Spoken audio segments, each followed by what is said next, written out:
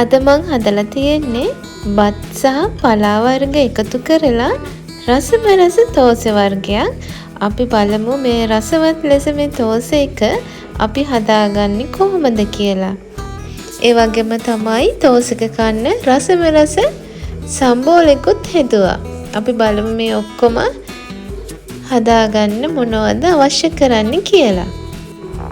මන් දවල් උයපු බත් වලින් බත් හැඳි 4ක් අයින් කරා.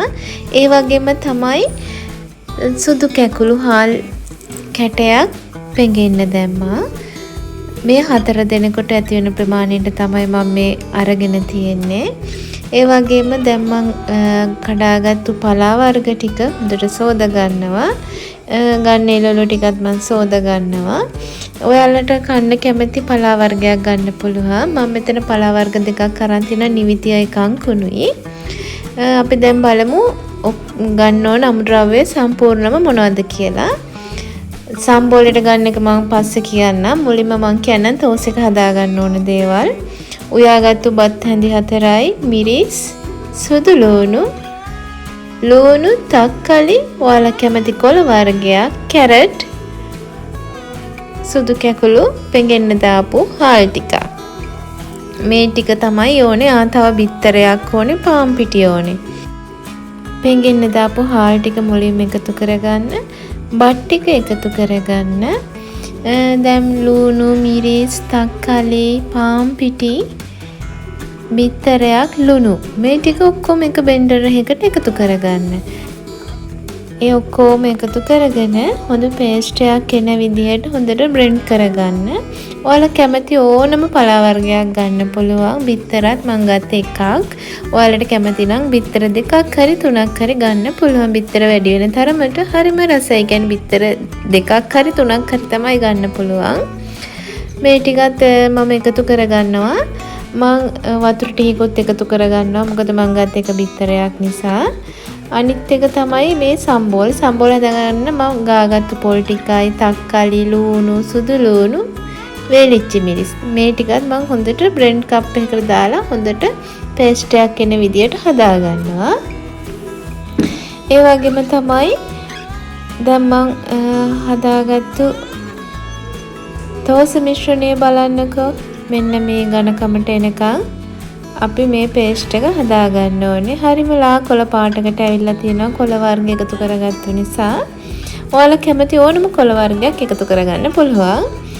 දැන් මම තෝසි හදන චාච්චිය ලිපේ තියලා චාච්චිය ටික රත් වෙනකන් තියලා තමයි තෝසි ටික හදන්න ගන්නෙ.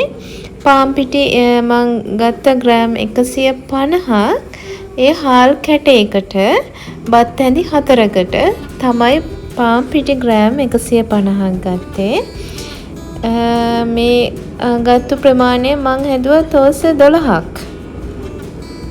හරිම රසකට හදාගන්න පුළුවන්.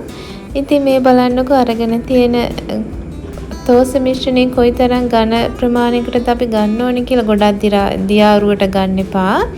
මේ ටිකක් ඝනකමට ගන්න. අපි හාල් ලමුවෙන් දැම්මා කියලා කිසි ප්‍රශ්නයක් කරගන්න එපා. ඒ ටිකත් හොඳට බ්ලෙන්ඩ් වුණාට පස්සේ අපිට රසවත් ලෙස තෝස් එක හදාගන්න පුළුවන්. මේ තියෙන්නේ දැන් මම ගත්තු සම්බෝලෙට ගන්න අමුද්‍රව්‍ය ටිකත් මම හොඳට බ්ලෙන්ඩ් කරගන්නවා. ඒ ටිකත් බ්ලෙන්ඩ් කරලා මම පැත්තකින් තියාගන්නවා. මම දැන් තෝස් ටික හදන ගමන් ඉන්නේ. බලන්නකෝ කොච්චර ලස්සනකට ඇවිල්ලා තියෙනවද කියලා. අපි හදාගත්ත තෝස් එක උණු තෝසෙත් එක්කලා රසබරස සම්බෝලයක් කනකොට රැට හරිම ෂෝක්. ඉතින් කට්ටියත් එක්ක එකතු වෙලා කඩේකින් අරන් අපි කෑම කාරන්ගෙන කනවට වඩා ගෙදරම හදලා කට්ටියත් එක්ක එකතු වෙලා රස බලනකොට ඒ සතුට නම් කොච්චරක්ද. බලන්නකො තෝසේ ඔක්කොම ටික හරිම ලස්සනකට ඇවිල්ලා තියෙනවා. දැන් මේ බලන්න රසබරස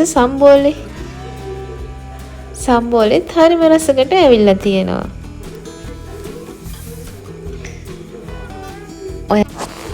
සම්බෝලෙට දෙහි ටිකක් එකතු කරගන්න. මට ඒක මුලින් කියන්න අමතක වුණා.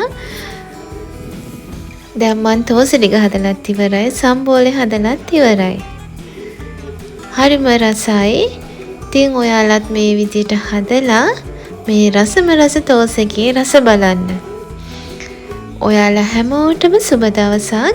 ආයෙ ලස්සන දවසකින් හමු වෙමු.